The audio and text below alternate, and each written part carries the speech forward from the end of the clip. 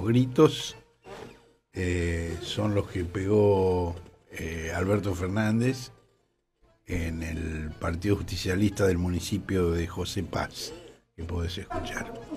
Yo necesito de todos y cada uno de ustedes que estén convencidos, porque quien quiera hacerme creer que en 2023 estamos perdidos, un carajo estamos perdidos. Bueno, ese es un estilo que no se le conocía al presidente, ¿no? Es el primer carajeo que yo le computo Está innovando. En casi 40 años que lo conozco. Bueno, eligió hacerlo en el municipio de José Paz, que Mario Ischia gobierna desde 1999, salvo 2 años en los cuales fue senador bonaerense. Y es el mismo lugar que había elegido el 8 de marzo para anunciar que buscará un segundo mandato presidencial. Ya lo había anunciado allí. Bueno, poco después Santiago Cafiero, que es ministro de Relaciones Exteriores, pero digamos que tiene una proximidad personal y política muy estrecha con el presidente, había dicho que el único imprescindible es el presidente. Una senadora le recordó que también la vicepresidenta fue electa por el voto popular, no solo él. Sin entrar en otro detalle. Bueno, no es la única enmienda que ha sufrido Cafiero en los últimos días. Le devolvieron la gentileza que él le infirió a Felipe Solá. ¿Hablas de cuando se enteró que ya no era más ministro de Relaciones Exteriores en pleno viaje? Exactamente. Bueno. Le pasó lo mismo a Santiago. El Papa Francisco le hizo saber que cancelaba la audiencia programada cuando el canciller ya había emprendido el viaje. Pero lo peor fue el motivo. Al Pontífice Universal le duele la rodilla argentina. Y por eso no pudo recibirlo. Pero en cambio, sí pudo recibir a Joaquín Morales Solá. Mira. Y a Guado de Pedro. Se ve que la rodilla tiene sus días buenos y sus días malos. Como la humedad, a veces. Como la humedad, sí, exactamente. Lo de Morales Solá fue para hacer una nueva exhibición de su maestría en el manejo de la ambigüedad, porque se había difundido una carta que el Papa le había enviado al periodista Gustavo Silvestre, donde le había dicho que los periodistas suelen caer en los pecados de la desinformación, las calumnias, la difamación y la coprofilia. La coprofilia... Qué feo hablar de eso mientras uno está comiendo una media luna. Sí. Pero bueno, es una palabra difícil, de modo que no necesariamente tenés que representarte. ¿Ustedes conocen el chiste del gallego que se fue a California? No. Bueno, volvió 40 años después a su pueblo y todo el mundo le preguntaba cómo era Estados Unidos y que contara. Y él dijo, bien, todo bien, dice, pero el idioma, dice, por ejemplo, a la lechuza le llaman owl. Está bien, tú escuchas owl y sabes que es la lechuza. Pero en cambio tú dices lechuza y que la estás viendo. Bueno, coprofilia es como owl. Por suerte no la estás viendo. No. Bueno, ahora Joaquín Manuel Solá le preguntó, pero ¿por qué dijo eso de los periodistas? Y usted quería que se difundiera eso. Y él le dijo, no, yo le pedí a Silvestre que no publicara la carta. La carta no dice eso.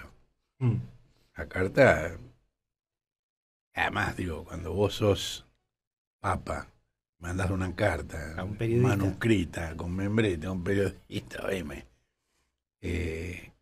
bueno, y además dijo que no, él no quiso decir que los periodistas fueran así, sino que es una de las tentaciones en las que pueden verse expuestos los periodistas, igual que los sacerdotes, los obispos y hasta los papas.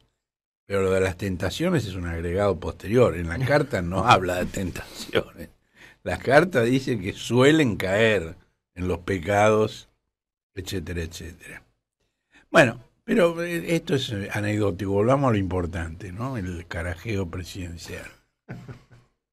En apariencia y de acuerdo a las interpretaciones que circulan, fue la respuesta al vaticinio de Cristina de que con la actual política económica no hay modo de ganar una elección. Ahora, pero Cristina esto lo viene advirtiendo en público, en privado desde hace mucho más, pero en público desde diciembre de 2020, cuando en presencia del presidente en un acto dijo que había que alinear precios y tarifas con salarios y jubilaciones. Y ese sigue siendo el eje de las diferencias entre ellos desde antes de ese día y hasta el día de hoy. En cambio, Alberto pensaba que el Frente de Todos iba a imponerse en esas elecciones, por menos que en las presidenciales del 19, pero que iba a imponerse. Yo ya he confesado y quiero ser escrupuloso en ese sentido, yo pensaba lo mismo que Alberto, pero tenía razón Cristina. Entonces, si ella lo viene diciendo, ¿por qué se enoja ahora?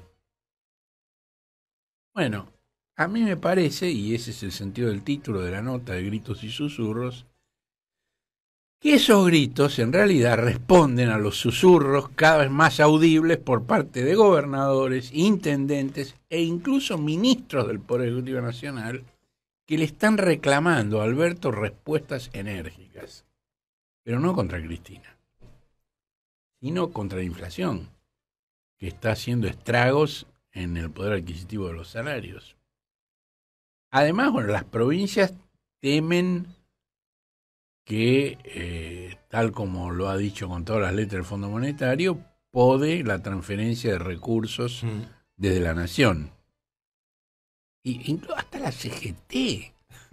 la CGT reclamó, y por escrito, no en un trascendido o en una declaración de un dirigente en un pasillo, en un comunicado, así como la carta de Francisco va en papel con membrete. ¿Cómo será el fuego que viene desde abajo para que Claro, para que la CGT está reclamando medidas efectivas para defender el salario. Bueno, ahora, esto no quiere decir que... bueno, no sé qué no quiere decir, pero digamos que ha aparecido la consigna Cristina 2023. Esta es una novedad. La primera noticia que yo tuve fue de una pintada a la entrada de la ciudad de La Plata. Yo no fui. No, claro, por las dudas. No, claro que no. Claro, vos vas todos los días a La Plata. Casi, sí. ¿Pero la viste, la pintada? No la vi. A la entrada de la ciudad. Mañana me fijo. A la entrada de la ciudad está. Bueno, no tienen firma, nadie las reivindica como propias, pero, bueno, yo hice algunas consultas y desde el camporismo dijeron que no sabían nada y hubo una cosa, lo más específico que pude obtener fue: debe ser una respuesta a Tolosa Paz. Bueno, ¿por qué? Bueno, el 23 de febrero, Alberto participó en el lanzamiento de una agrupación universitaria en La Plata que responde a esta diputada de la sonrisa inmutable. Cerca de Cristina lo niegan en forma rotunda. Dice, Cristina no piensa en volver a la presidencia y lo único que le preocupa es que la actual gestión no termine en forma catastrófica. Pero además en las redes antisociales hay un grupo de autodenominados cibermilitantes del Frente de Todos que esta semana lanzaron 3 hashtags, dice así. Así es. Uno es Hay 2023 para el pueblo, otro es Cristina Presidenta y el tercero es Cristina 2023.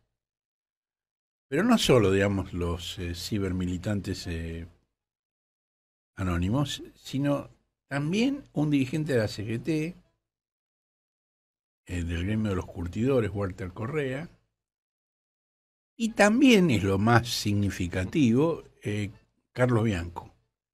Carlos Bianco es el jefe de asesores de Axel Kicillof en la provincia de Buenos Aires. Digo, mi candidata es Cristina. Después aclaró, no es momento de hablar de candidata, pero ya la había puesto. Si no es momento, ¿para qué lo decís? ¿Para qué me invitan? ¿No? Bueno, se hace así, ¿no? Siempre Yo creo que sí. el estilo es ese, ¿no? Sí. Digo, los medios que están todo el tiempo asusando la conflictividad entre el oficialismo y la oposición se quejan de la grieta. Es habitual, ¿no? Bueno, también hay pintadas que postulan la reelección de Kicillof. Esto lo que prueba, lo único que prueba a mi juicio, es que el año electoral ya empezó. Y era previsible, digo, desde que el 17 de noviembre, el día de la militancia, Alberto dijo que se iba a presentar a una PASO en búsqueda de la reelección, ya está. Digo, señal de largada. Lo único que te puede asombrar es que haya tardado tanto en instalarse el tema. Digamos, de noviembre a abril, son 6 meses. Sí. 5, bueno. 5.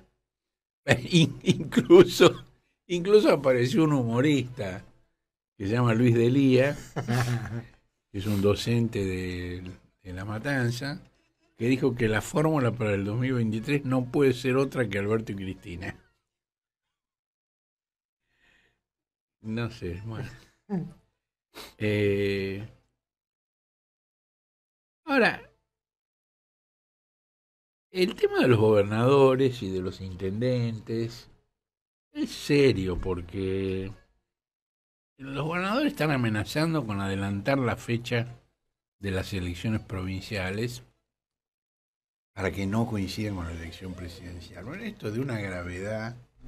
Digo, es como si vas en un helicóptero y se planta el motor. Feo momento.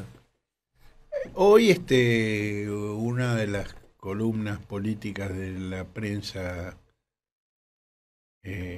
dice que Capitanich es uno de los que está estudiando ese desdoblamiento. No, no es cierto. Capitanich no puede estudiar nada porque la constitución de la provincia de Chaco prohíbe la simultaneidad. En Chaco ya está desdoblado por orden constitucional. Lo mismo en Santa Fe y en Tierra del Fuego. Quienes están estudiando el desdoblamiento son Formosa, Buenos Aires, Santiago del Estero, Catamarca y Córdoba. Y es larga la lista de intendentes que alientan ese desdoblamiento. Bueno, los gobernadores habían tenido una reunión donde se plantearon estas cosas en el Consejo Federal de Inversiones, que es un lugar habitual de reunión de los gobernadores desde la década del 60. Y habían anunciado una segunda reunión. Bueno, un colaborador presidencial estuvo llamando a los gobernadores para que no hicieran la reunión. No consiguió evitar la reunión, sí consiguió evitar la publicidad de la reunión. Acordaron hacerla igual a pesar del pedido presidencial, pero no darle difusión. Y ahí, en esa segunda reunión, se planteó, por un lado, de pedirle a Alberto que no tocara a Mansur ni a Guado de Pedro, porque había versiones impulsadas por el entorno presidencial que entre los cambios de gabinete que Alberto iba a hacer estaba el relevo del jefe de gabinete y del ministro del Interior. Y los gobernadores le pidieron que no lo hiciera, que esos son los interlocutores con los gobernadores y que están conformes con esa interlocución. Bueno, por supuesto, digamos, hay intereses económicos y líneas ideológicas, pero no solo que explican el malestar de los gobernadores. Por ejemplo, ha habido un diálogo entre Coqui Capitanich y el gringo Schiaretti, que son el gobernador más cercano o el segundo gobernador más cercano a Cristina y el más distante. ¿Y sobre qué eje se produce ese encuentro entre Coqui y el Gringo. Bueno, sobre un eje que no goza de muy buena prensa, no hay muchas notas sobre el tema, pero que se manifiesta con fuerza, que es el fastidio de los provincianos con un gobierno que perciben como excesivamente porteño. A pesar de que es uno de los temas que más le gusta a Alberto Y sí, mencionar, pero el tema del federalismo, de su pero gobierno. la pregunta es ¿por qué lo menciona tanto? Me parece que él es consciente de que ahí hay un nudo de problema.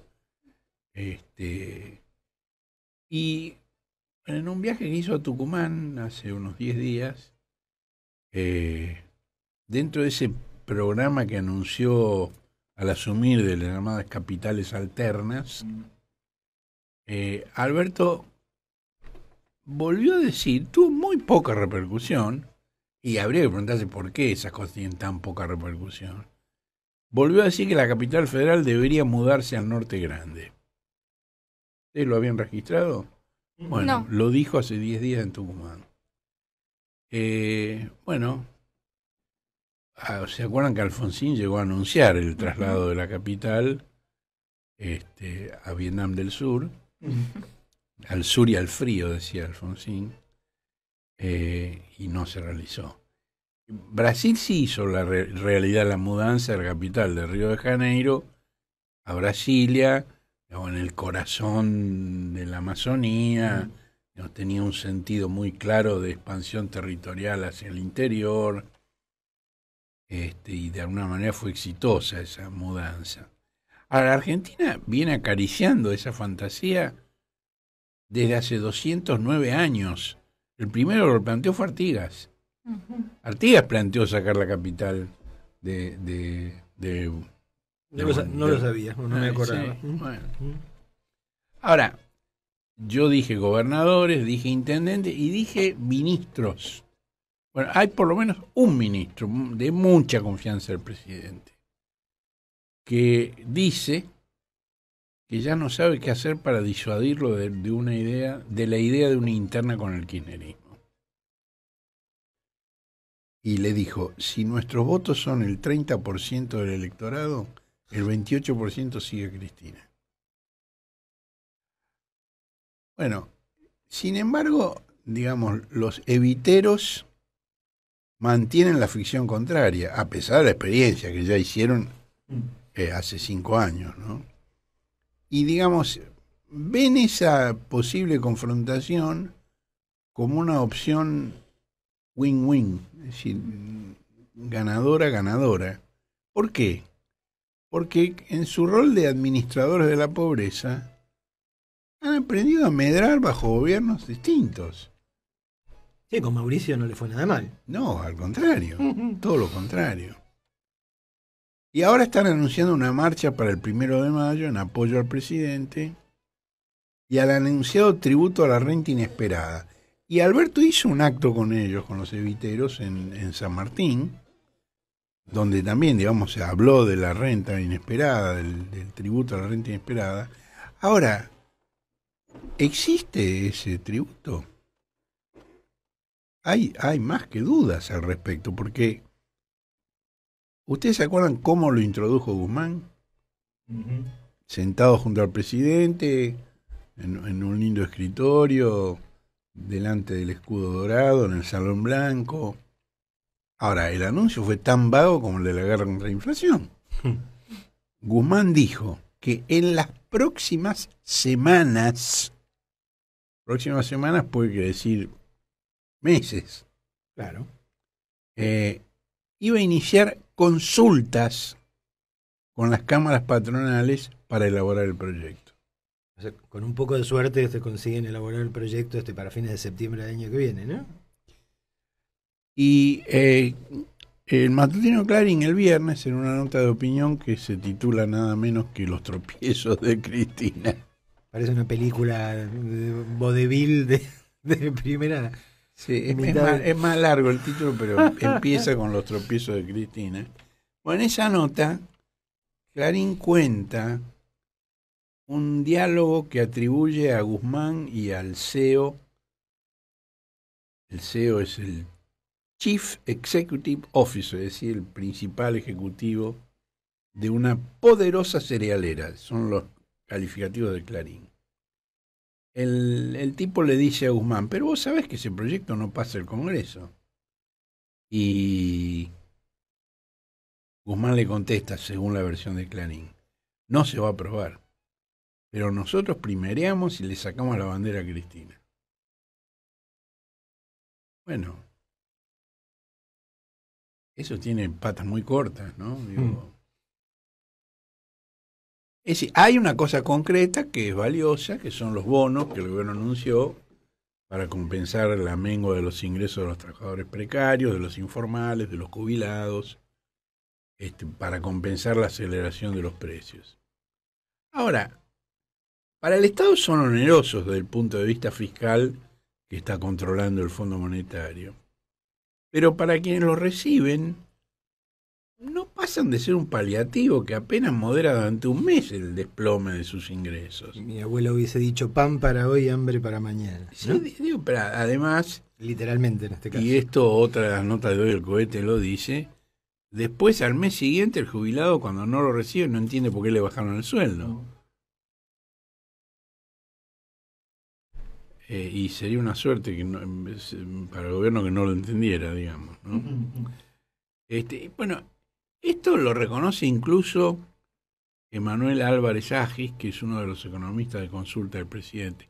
O sea, es que Álvarez Agis era uno de los candidatos de Alberto para el Ministerio de Economía. Uno, no el único. Hasta que Cristalina Georgieva le hizo saber que prefería a Guzmán.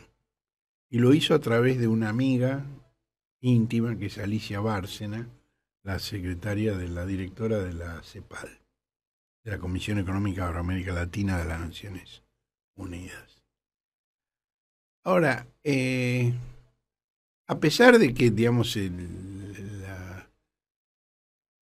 la compensación que estos bonos implican es muy relativa, el Partido Justicialista, que ¿quién preside? Alberto Fernández. Alberto Fernández. Imprimió y pegó unos carteles enormes de agradecimiento al gobierno de quién. Alberto Fernández. Porque, comillas, el crecimiento es para todos.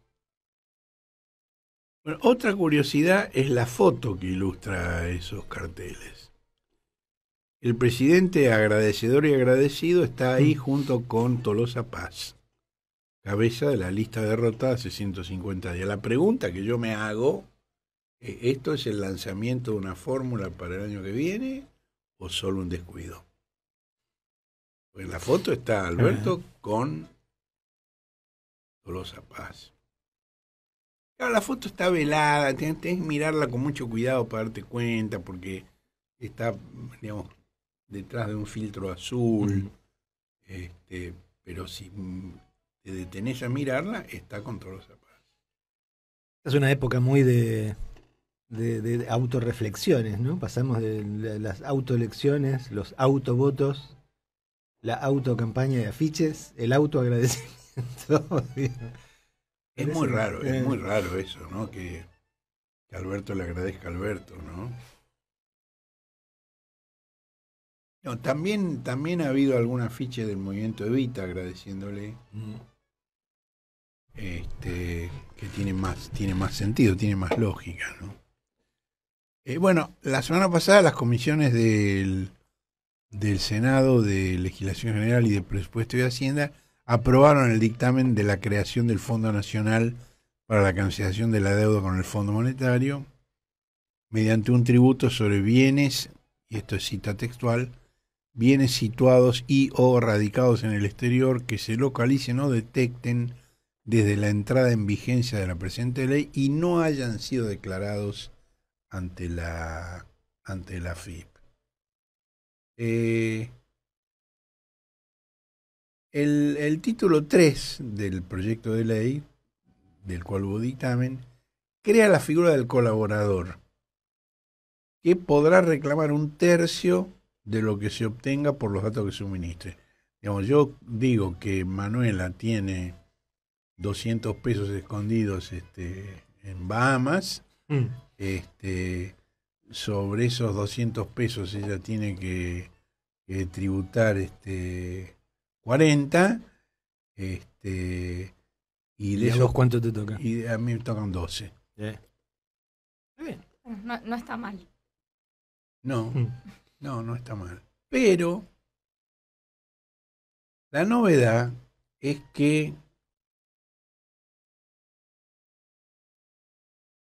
hay un artículo del proyecto, que es el artículo 36, que dice que queda sin efecto cualquier acuerdo de confidencialidad entre las partes debido a la supremacía del interés público sobre el acuerdo entre privados. Está muy bien. Pero, a continuación, en el mismo artículo, contradictoriamente, dice que quedan excluidos de esta cláusula escribanos, abogados y contadores. Ahora, digo, ¿estás reduciendo el universo de una forma excesiva? Digo, Totalmente, porque si hay alguien que puede tener conocimiento de esto... Son los escribanos, los abogados y los contadores. Bueno, esto te muestra los tironeos que hay, ¿no? Digo, la resistencia que hay. Bueno, el miércoles próximo, el miércoles 27, el Senado podría tratarlo y luego remitirlo a la Cámara de Diputados. En cambio, se postergó el tratamiento del otro proyecto complementario que levanta el secreto fiscal y bancario. Ahí, digamos, hubo versiones de que esto era por presiones. Yo, por lo que pude averiguar, no fue por presiones, sino porque en los encuentros que había habido con especialistas se había hablado exclusivamente de la creación del tributo y no del levantamiento del secreto. Y entonces decidieron que la semana que viene van a seguir teniendo reuniones para estudiar mejor el tema y recibir opiniones al respecto. Ahora, de todos modos, las cámaras patronales y la oposición política ya hicieron saber que se van a oponer, que no pasarán. Horacio Rodríguez Larreta dijo que se van a oponer a cualquier nuevo impuesto. María Eugenia Vidal dijo que ya pagamos el impuesto a las ganancias junto con otros 164 impuestos más. Y lo mismo dijeron la Sociedad Rural, la Cámara de la Industria Aceitera, el Centro Exportador de Cereales, la Cámara de Comercio y Servicios, la Unión Industrial, la Asociación Empresarial Argentina y el Club de Garcas Unidos. Emplean tres tipos de argumentos. Uno, que no hay ganancias excepcionales. Dos, que los impuestos son un freno de mano a la producción y a la inversión, que es lo que crea trabajo. Y tres, que ya se pagan 164 impuestos con una de las presiones impositivas más altas del mundo. Bueno, los tres argumentos son refutables, los tres. Tal como está definido, digamos, el impuesto a las rentas inesperadas solo lo pagarían quienes hubieran tenido rentas inesperadas. El que no las tuvo no lo pagaría. Entonces, si no hay ganancias excepcionales, no lo van a pagar. ¿Para qué te opones? Y dentro de los pocos datos que dio Guzmán, es que se aplicaría a quienes hubieran tenido ganancias por encima de 1.000 millones de pesos el año pasado, y que además esas ganancias fueran, ahí usó una expresión muy vaga, notoriamente superiores a las de los años anteriores. El segundo argumento de que los impuestos son un freno de mano a la producción y a la inversión no es cierto, porque otra de las cosas que dicen es que Alberto ya aumentó 21 impuestos, y es cierto. Ahora, ese leve aumento de la presión impositiva, porque vos decís 21 y decís, uy, pero en realidad, como presión total, el aumento fue muy bajo, no impidió que crecieran la producción y la inversión, todo lo contrario. Y lo de los 164 impuestos es un cuento de hadas. No hay tal cosa.